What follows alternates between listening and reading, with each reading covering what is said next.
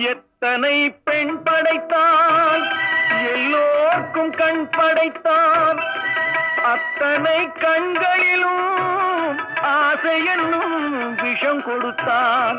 எத்தனை பெண் படைத்தான், எல்லோர்க்கும் கண் படைத்தான். அத்தனை கண்களிலும் ஆசை என்னும் விஷம் கொடுத்தான். அதை ஊரெங்கும் தூவிவிட்டான், உள்ளத்திலே பூசிவிட்டான். ஊரெங்கும் தூவிவிட்டான், உள்ளத்திலே பூசிவிட்டான்.